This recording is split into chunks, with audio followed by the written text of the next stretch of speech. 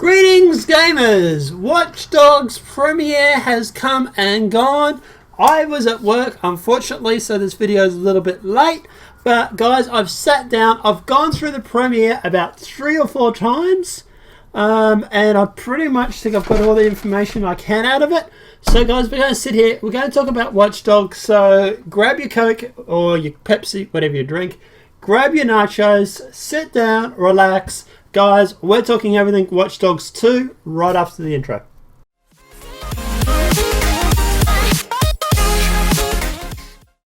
So, Watch Dogs 2. First thing, guys, the city. It is going to be San Francisco. Now, if you don't mind, as I go through this great big long list, I'm crossing things off. So, guys, it is going to be San Francisco. They have got a new city. It is different than Chicago.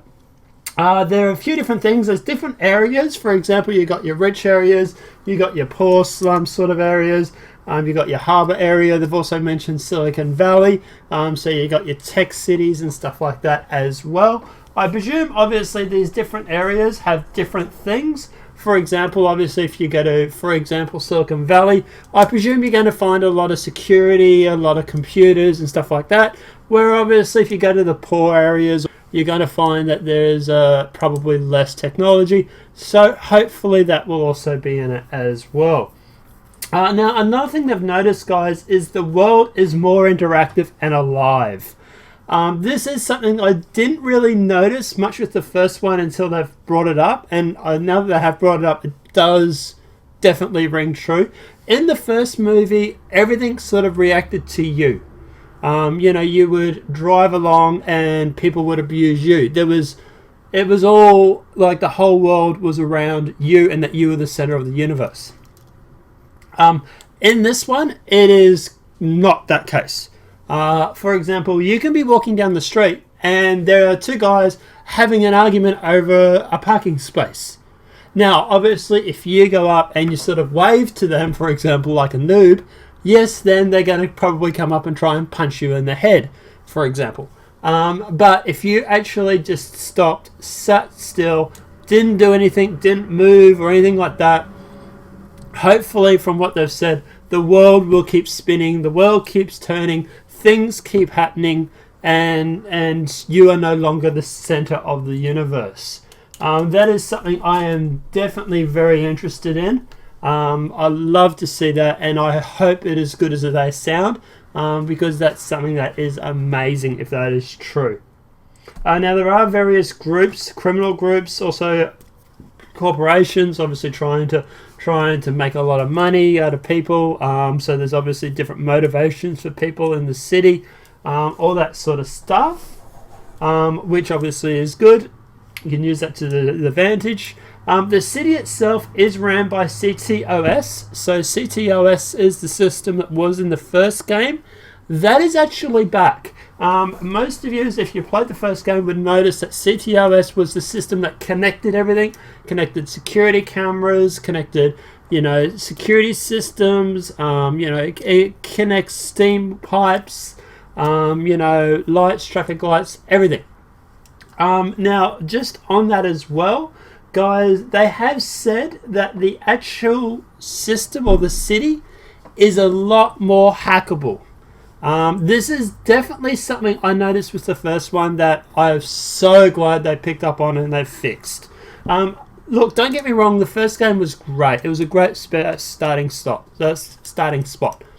But I did notice that towards the end of the game, it was starting to get a little bit repetitive because there were only so many things that you could actually hack. Steam pipes, traffic lights, trains, stuff like that. Yeah, sure, you can go through and craft an item and make a city blackout and everything like that. But at the end of the day, when it came to the hacking, there was a limited option of options, and it just sort of got a little bit repetitive.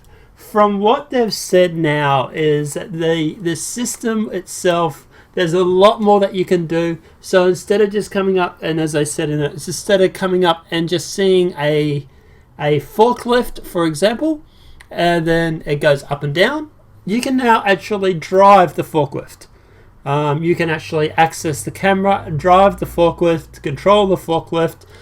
You can do a lot more options with it.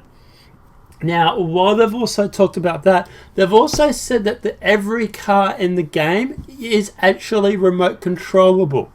So I'm guessing somewhere in the storyline they've put in this smart system for cars, where you can obviously go through and drive a car remotely, and obviously with access to CTOS you can obviously go through and do that in the game as well.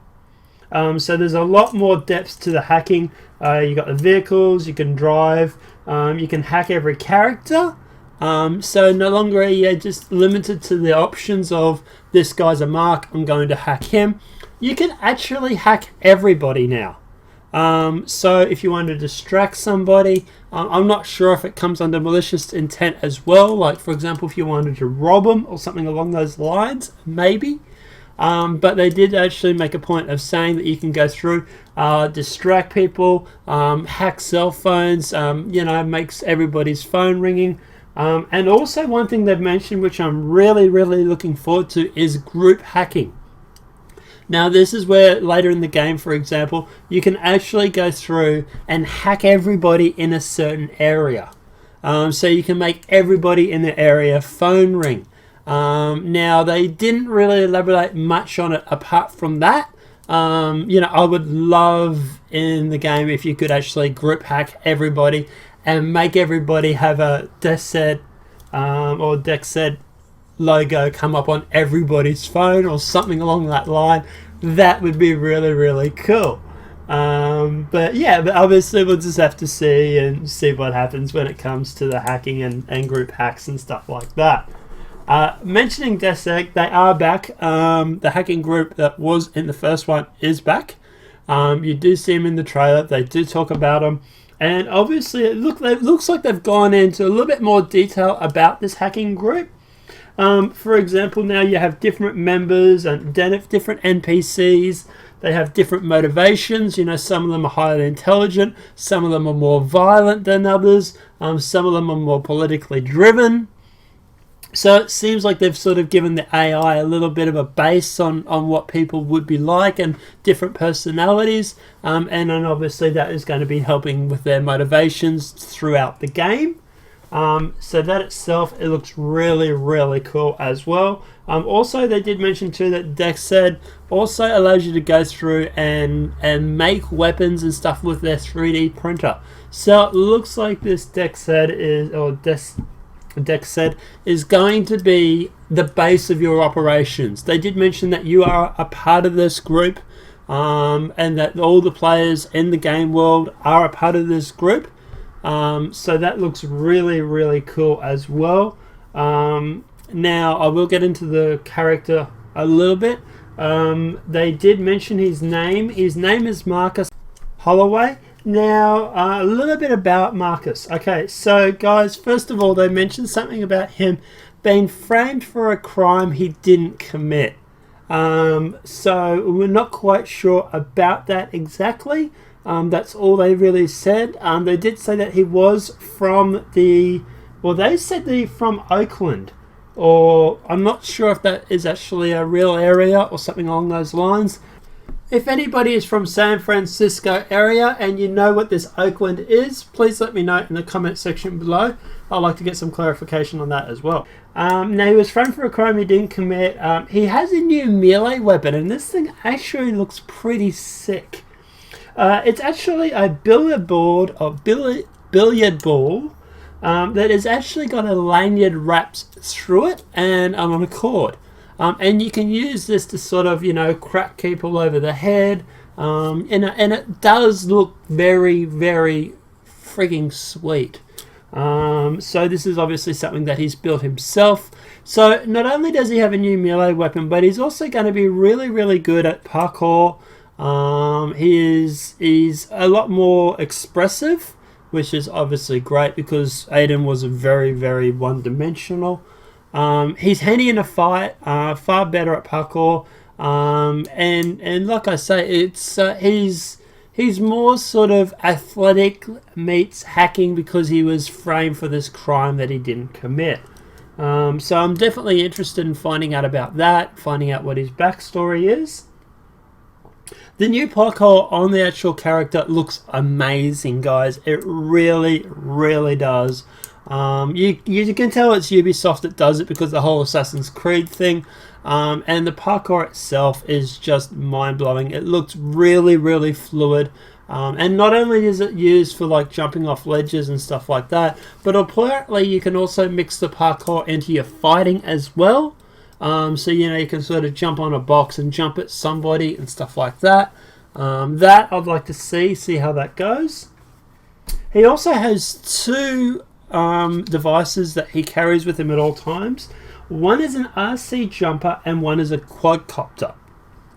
Now the RC jumper is a little two-wheeled little bike, sort of little remote control car thing.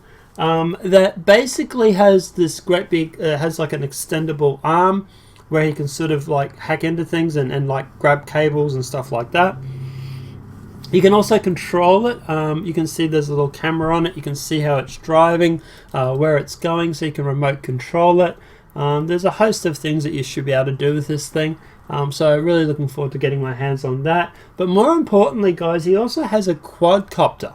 Now this thing has also a camera on it, so you can remote control it as well, and it's going to be mostly used for surveillance. So you'll be able to fly around, sort of get a bird's eye view of everything, find out if there's any security systems or guards or anything like that, and then obviously plan your attack that way.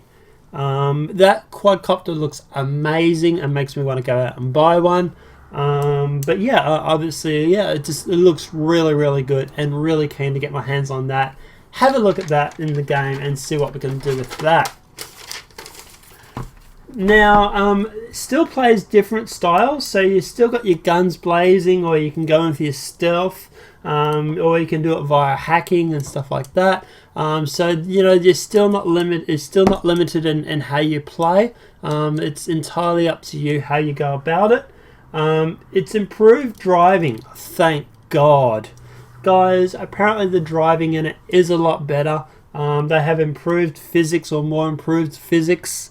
They have kept the wide range of cars and everything which were in the game, if not probably extended on it, which was good. But apparently the driving feels more realistic, and more like it should when it comes to like driving a car game. So hopefully that's a lot better than it was in the past, because everything felt you're driving around on an ice ring. Seamless online. Okay, so you can actually switch from single player to co-op. Now, basically a way that I think this is going to work is that you can actually go through, do your missions like normal, and then if you actually find that all your single player friends and that are actually in the game world with you. Now, I'm not sure if there's going to be any limitations on that or how that actually works. But yeah, it might be like in Destiny, for example, where if you can actually walk up to somebody, wave to them, use your emotes. There was emotes in there. You can do jumping jacks and stuff like that. And then you can actually join a party, and then actually go and hack a product or hack a mission together, and actually go through and pull it off using each other's skills and different approaches and whatever you may want to do. The good thing about this, guys, obviously it doesn't mean that there is going to be some sort of multiplayer aspect of it, and it does look like it's going to be a lot better than the original part. I never really played with anybody else when I was playing the first one. I was just more like soloing it, just playing the missions on my own. So if I can go through and play it co-op, I'm definitely going to be doing that. And hopefully it's good as it looks. It still took... There's one thing I actually noticed and that they didn't mention, but they did show it. You can actually apparently take selfies with your camera while you're driving around or walking around. So obviously the environment itself does look like it's actually a lot more, and the options in the game are a lot more advanced. So that's something I'm obviously looking forward to as well. Well, not so much the selfies, but just what else you can do with it. Apart from that, guys, look, there was also a release date. It is going to be coming out on the 15th of November 2016. Now, they did mention that there is going to be a playable demo at E3.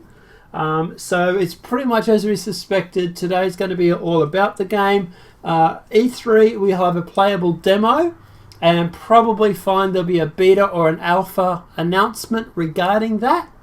And then obviously game is coming out on the 15th of November 2016. So guys, you really don't have long for this game to be out.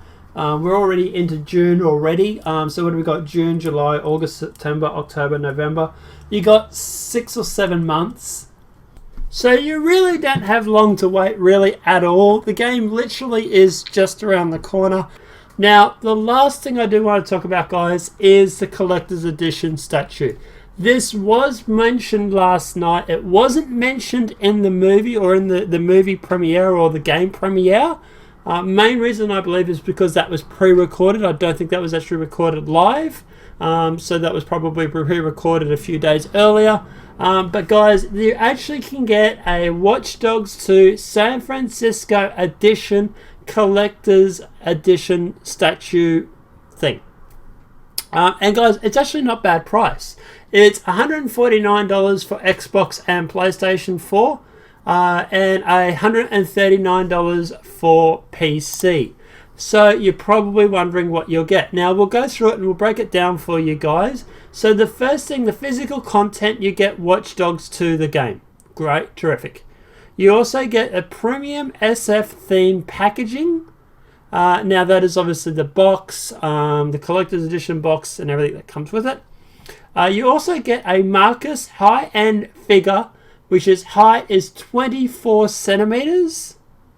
You get a double-sided map of San Francisco featuring in-game hotspots such as Dedsec, headquarters, gang territories, and various shops in areas of interest. You get 3 lithographs from San Francisco, Marcus, and Dedsec. And you also get an SF-themed laptop decals. Okay, so they're like stickers and stuff like that. The digital content, you also get the Zodiac Killer pre-order mission. You get the deluxe pack, which includes 2 personalized packs, a punk theme personalized pack, giving Marcus a complete new punk outfit and skins to customize his car, his drone, or his weapon with this punk theme. And you get street themed personal art personalization pack, gives Marcus a complete new street art outfit and skins to customize his car, his drone, or his weapon with street art theme. Okay, so guys, basically, yeah, like I say, that is $139 for the PC version Australian, $149.95 Australian for the Xbox One and PlayStation 4. Now guys, obviously I believe that the numbers on that are limited. If you are at all interested in getting that, I would suggest putting a deposit down straight away. I'm still undecided on not whether I'm going to get it. I want to take the day to think about it. Hopefully they won't sell out. But guys, that's the collector's edition. I'll put the image on the screen so you can have a look at it as well. Apart from that, guys, let us know in the comment section below, what are your thoughts on Watch Dogs 2? Do you like what they've done with it, or do you still think it's too much like the first one and you were not interested? Did you like the first Watch Dogs or not? Let us know in the comment section below about that. Also, let us know in the comments if you're interested in getting the collector's statue. If you're not, why not? I'm interested in knowing about that as well. I know this video is quite long, guys, so I'm going to wrap it up now. Remember, obviously, if this video has been helpful, please remember to subscribe for all your gaming content. We do try and keep you up to date with everything that has happened. But, guys, apart from that, look, enjoy yourselves, have a great night, and I'll see you guys playing games. Have a great night. Enjoy, guys. Hashtag Watch Dogs 2 looks sick.